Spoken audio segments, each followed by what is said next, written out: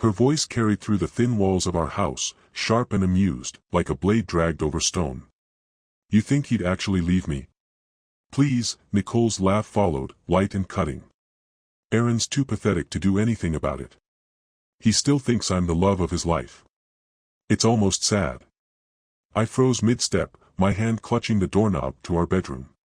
She was on the phone.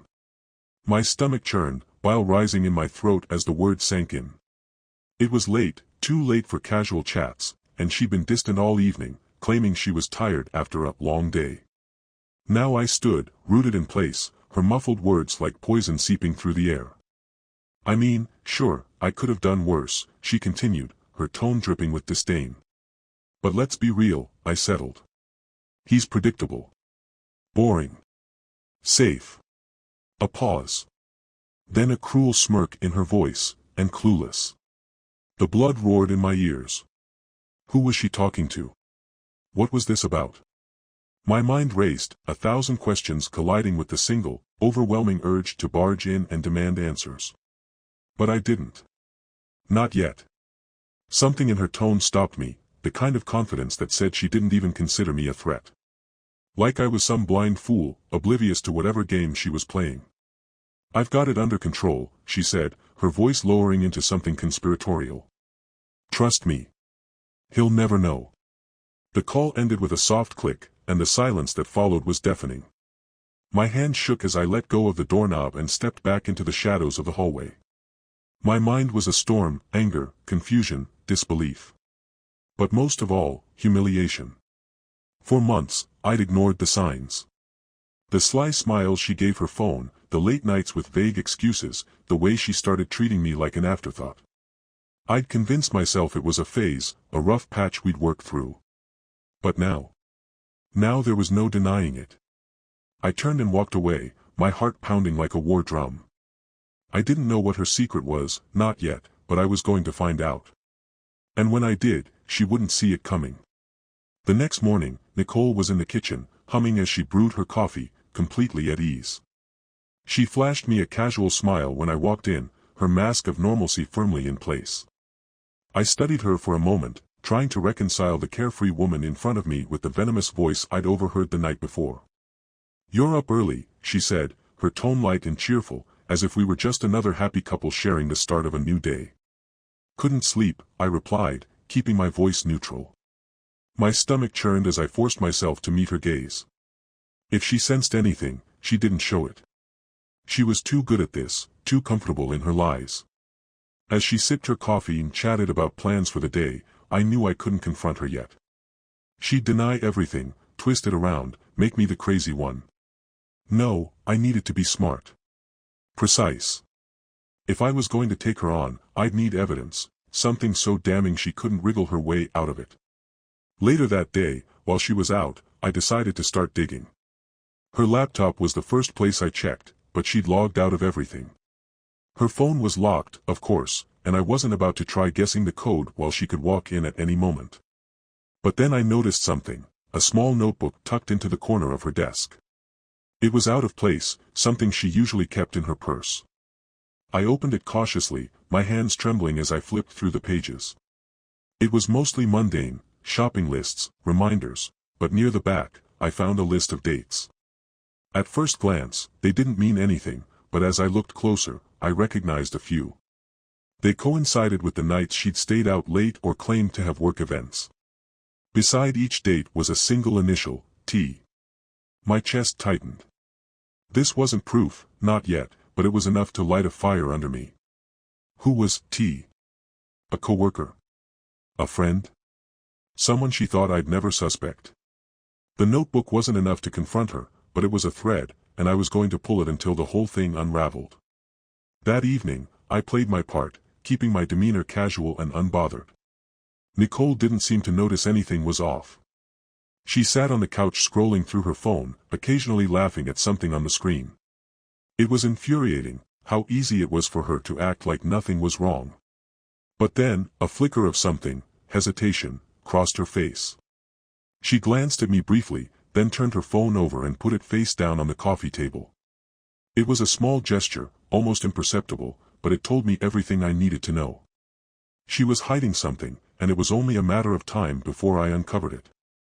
As she went to bed that night, I stayed up, staring at the notebook I'd tucked away in my office. The dates, the initial, her words on the phone, all of it swirled in my head, pushing me closer to the edge. I didn't know who or what T was, but I was done being the clueless husband she thought I was. This wasn't just about betrayal anymore, it was about reclaiming my dignity. Whatever she was hiding, I was going to find it, and when I did, I'd make sure Nicole regretted every lie, every sneer, every ounce of contempt she'd ever thrown my way. The pieces started falling into place faster than I expected. A few days after finding the notebook, Nicole mentioned she'd be working late again. I acted as if it didn't bother me, giving her a distracted nod while pretending to be immersed in my laptop. Inside, my thoughts raced. This was my chance to dig deeper, to uncover the truth. As soon as she left, I grabbed the spare set of car keys and followed her. My heart pounded in my chest as I trailed her car through the city. She was cautious, taking a few unnecessary turns, but I stayed back, careful not to raise suspicion. Eventually, she pulled into the parking lot of a boutique hotel, a place that screamed discretion. My stomach dropped as I parked a block away and watched her casually stroll inside. It wasn't just the hotel, it was the confidence. She didn't even bother to look around, as if the possibility of being caught was laughable to her.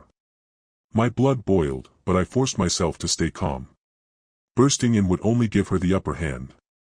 Instead, I sat in my car, my hands gripping the steering wheel so tightly I thought it might snap. I waited. Minutes felt like hours, and every second was a war between my fury and my patience. Then I saw him, a man in a tailored suit, tall and smug, walking into the hotel with a bouquet of flowers. He didn't glance around either. It was like they both believed they were untouchable. My hands trembled as I reached for my phone and snapped a photo. It wasn't much, but it was enough to confirm that this wasn't just in my head. Nicole wasn't at a work event. She wasn't catching up with friends. She was here, with him. I didn't go home right away. Instead, I drove aimlessly for hours, my mind replaying every moment from the last year. Every excuse, every lie, every dismissive comment. By the time I walked back into the house, the rage had settled into something colder. Something sharper. Nicole came home later that night, wearing the same composed smile she always did. She kissed me on the cheek, her perfume faint but still clinging to her skin. It took everything in me not to recoil. "Long day," she said casually, dropping her purse on the counter. "Yeah," I replied, keeping my tone even. "Mine too." She didn't notice the edge in my voice. Or if she did, she didn't care.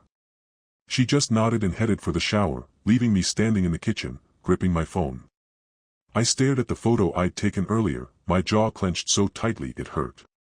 She had no idea what was coming. No idea that her little game was about to unravel. For now, I let her think she'd won. Let her believe I was still clueless. But I was done playing the fool. The next morning, Nicole was already gone by the time I woke up. Her usual note on the counter, "Went to yoga, back later," felt like a slap in the face now. Yoga. Right. I sat at the table, staring at the words, wondering how many times I'd been dumb enough to believe them. But not anymore. Today was the day I stopped sitting in the dark. I called in sick to work and started making moves. First, I reached out to an old friend, Jake, who worked in private security. We hadn't talked in a while, but Jake had always been the no-questions-asked kind of guy. When I explained I needed help tracking down information, he didn't hesitate. "You're sure you want to go down this road?" Jake asked after I told him what was going on. "Absolutely," I said. "Whatever it takes." By the end of the call, I had a plan. Jake would help me get access to the hotel security footage, and in the meantime, I'd focus on uncovering more about the man Nicole was meeting. If she thought her lies were airtight, she'd underestimated just how far I was willing to go. That afternoon, I did something I never thought I'd do. I went through her phone. She'd left it charging in the living room, and with her out of the house, it was my chance. I'd spent the last week watching her unlock it, carefully memorizing the code she thought I'd never notice. When the screen lit up and the code worked, I felt a rush of adrenaline. What I found was both infuriating and sickening. Messages with someone saved as T littered her chat history, full of inside jokes, flirtation, and plans to meet. There were no explicit details, but the tone was unmistakable. It was him, the man from the hotel. One message stuck out more than the rest: "Can't wait for tonight. He'll never know." I clenched my fists, fighting the urge to throw the phone across the room. She was so brazen, so unapologetic in her deception. It wasn't just the betrayal, it was the complete lack of respect, the way she talked about me like I was nothing. But the worst was yet to come. As I scrolled through their messages, I stumbled on a photo she'd sent, a picture of me. I was in the backyard, grilling, smiling like a fool. The caption beneath it read, "See? Told you he's harmless. Harmless." I stared at the screen, my vision blurring with rage. She'd reduced me to a joke, a punchline in her private game. But the joke was about to be on her. That night, I acted like nothing had changed. I sat across from her at dinner, nodding along as she talked about her day. She didn't notice my knuckles white around the fork, or the way my jaw tightened with every word she said. She didn't know I'd taken screenshots of every message. She didn't know Jake was already working on getting me footage from the hotel. And she definitely didn't know that by the time I was done, she'd be the one begging for answers. As I cleared the plates, Nicole glanced up from her phone, smiling faintly. "You're quiet tonight. Something wrong?" I forced a smile, the kind that didn't reach my eyes. "No," I said. "Not at all. Let her think I was harmless. Let her think I was still the fool." It wouldn't be long before she realized just how wrong she was. The next few days were a blur of quiet planning and simmering anger. Nicole carried on as if nothing was amiss, smiling that same condescending smile, throwing her fake affection around like breadcrumbs to keep me pacified. But inside, I was miles ahead of her, calculating every move. Jake came through faster than I expected. Late one evening, he sent me a secure link to the hotel footage. My hands trembled as I opened it, the screen filling with grainy but unmistakable images. There she was, walking hand in hand with him. The two of them leaned into each other, laughing as they stepped into the elevator together. The timestamp lined up perfectly with one of the dates in her notebook. I watched the footage on a loop until the anger burned through me like a wildfire. It wasn't just betrayal, it was the utter smugness of it all. She looked like she didn't have a care in the world, like she was untouchable. But her arrogance was her greatest weakness, and I intended to exploit it. The next step was finding out who T really was. That part wasn't hard. A reverse search on his phone number, saved in her messages, revealed his identity: Thomas Ryland, a high-powered attorney at a nearby law firm. A quick dive into his social media painted a picture of a man who thought he was invincible. Fancy cars, flashy trips, posts about living his best life. He was married, of course. 2 kids, a golden retriever, the whole charade. Hypocrisy wrapped in a designer suit. Now I had them both. And that's when the real plan began to take shape. I started by gathering everything: screenshots of their messages, photos, the hotel footage. I compiled it into a neatly organized folder labeled "For Nicole." But I wasn't going to confront her yet. That would have been too easy, too predictable. No, I wanted her to feel the same humiliation she'd made me endure. I waited until Friday night. Nicole had another yoga class, and I played my part, giving her an encouraging smile as she left. The moment the door closed, I went to work. I emailed the folder to Thomas's wife with a brief message: "Thought you should know who your husband's been spending his evenings with. Check the timestamps." Then I moved on to phase 2. I printed a few choice photos: Nicole and Thomas laughing in the hotel lobby, the flirty texts she'd sent, even the damning one with me grilling in the background. I placed them in a plain envelope and slipped it into her car. The note inside was simple: "Still think I'm harmless?" By the time she returned home, I was sitting in the living room, nursing a whiskey and staring blankly at the TV. She walked in with her usual casual air, dropping her bag by the door. "Hey," she said, breezing past me. "Long class. I'm starving.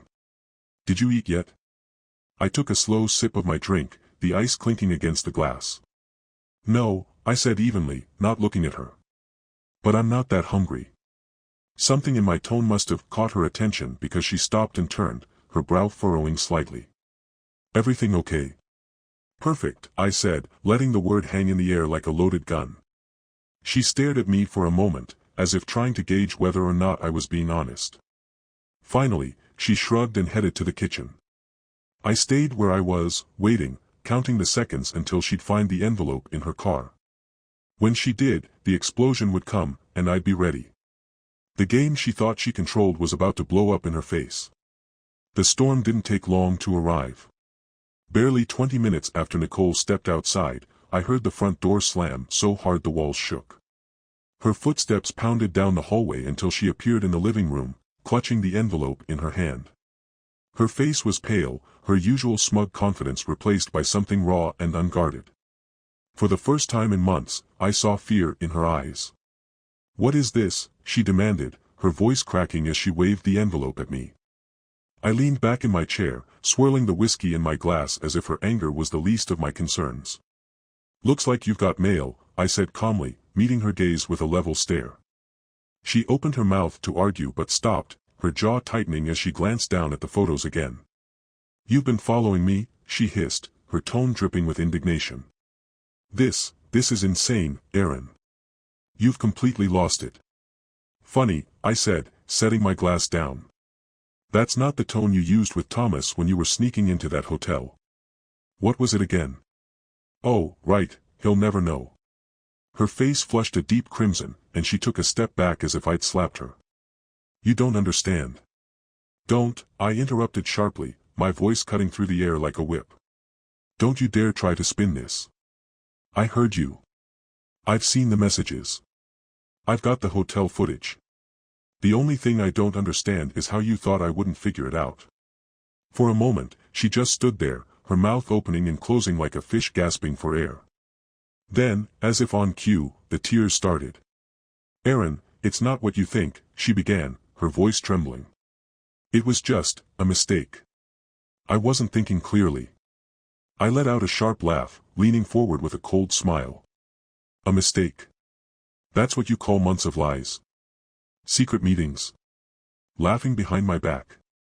"No, Nicole, this wasn't a mistake. This was calculated."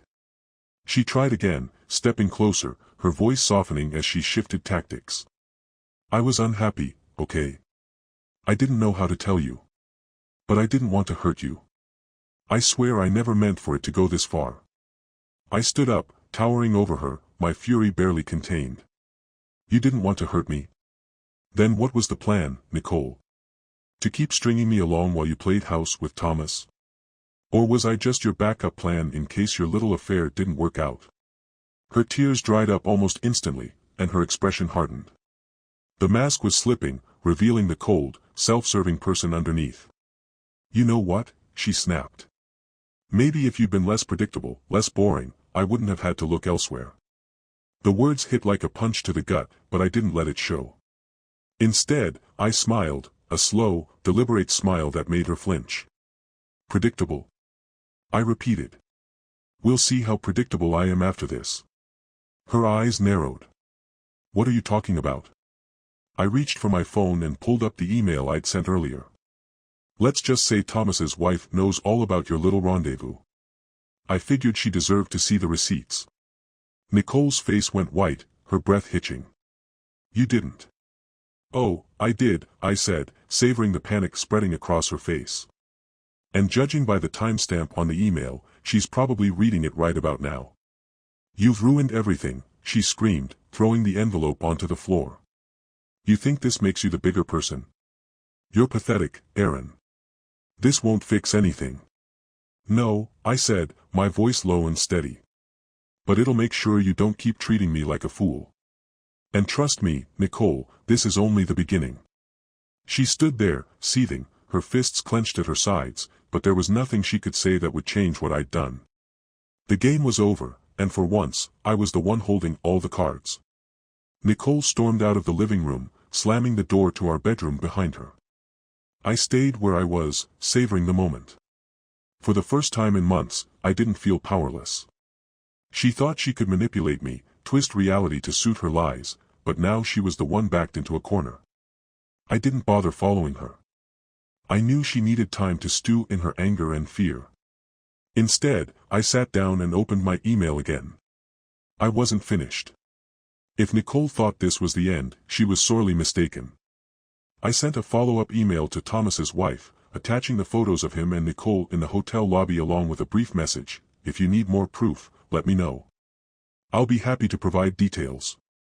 It wasn't just about exposing him, it was about making sure Nicole had nowhere to hide. Less than an hour later, my phone buzzed with a reply. It was short, direct, and laced with heartbreak. "Thank you for telling me.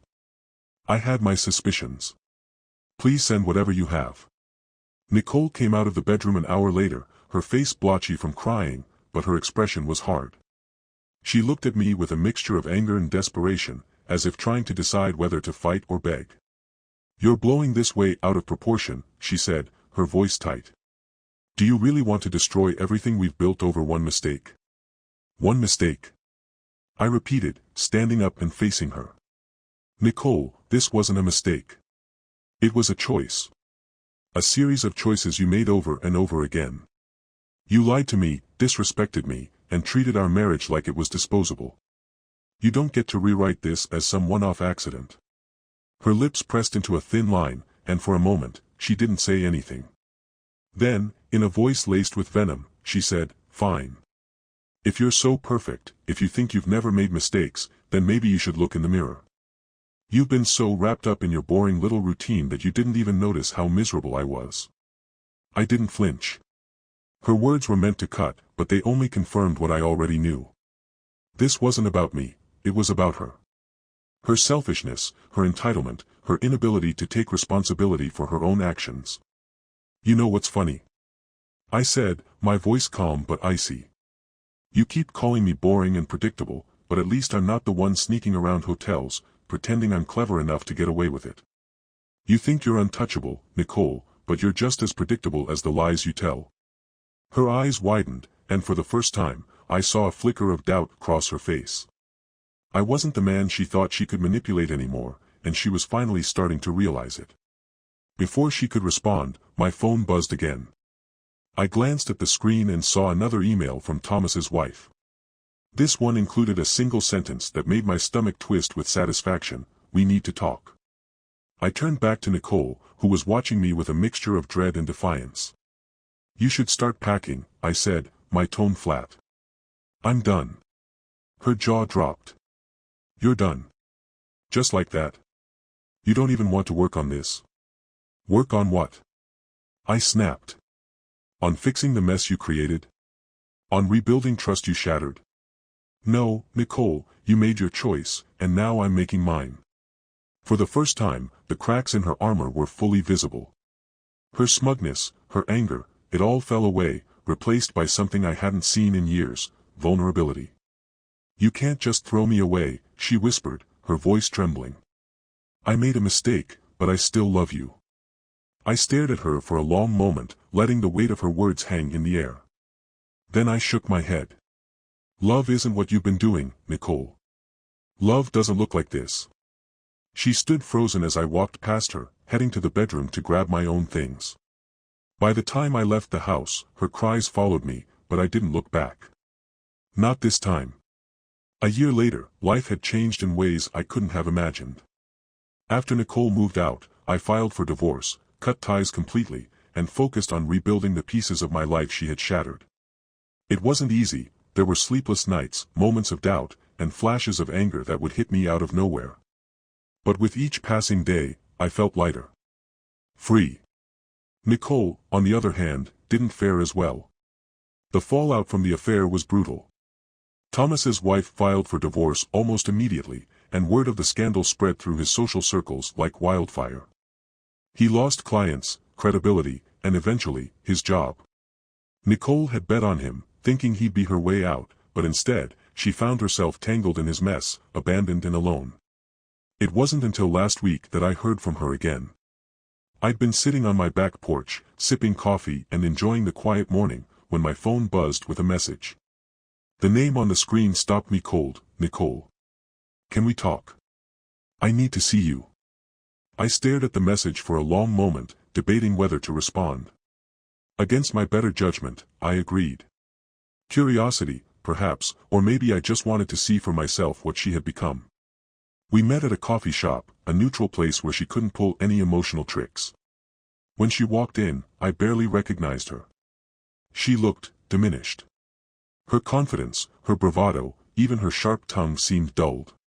She sat down across from me, clutching her cup like it was the only thing keeping her grounded. I didn't know who else to turn to, she began, her voice soft and hesitant. Aaron, I made so many mistakes. I thought I could control everything, but I was wrong. I lost everything. My job, my friends, my dignity. I said nothing, letting her words hang in the air. For once, I didn't feel the need to fill the silence. Tears welled up in her eyes as she continued. I've been doing a lot of thinking. About us, about everything I ruined. I know I don't deserve anything from you, but I needed to tell you. I'm sorry. Her words hit me harder than I expected, not because they softened me but because they reminded me of the man I used to be, the man who would have done anything to fix what was broken. But that man didn't exist anymore. Nicole, I said after a long pause, my voice steady, I appreciate your apology, but it changes nothing. You didn't just hurt me. You destroyed everything I believed about us, about trust, about love. And I've spent the last year learning how to live without that weight on my shoulders. I'm not going back. She nodded slowly, her tears spilling over. I understand, she whispered. I wish I could take it all back. I stood, placing a few bills on the table for my coffee. We can't rewrite the past, Nicole. But we can learn from it. I have, and I hope you will too. As I turned to leave, she called out, her voice breaking. Aaron. I paused, glancing back. I always loved you. Even when I didn't act like it. I held her gaze for a moment, the tears in her eyes mirrored by the faintest sting in mine. Maybe, I said quietly, but love isn't enough without respect. And with that, I walked away, the weight of the past finally lifting for good. Nicole had come crawling back, but I didn't need her anymore. For the first time in years, I was truly free.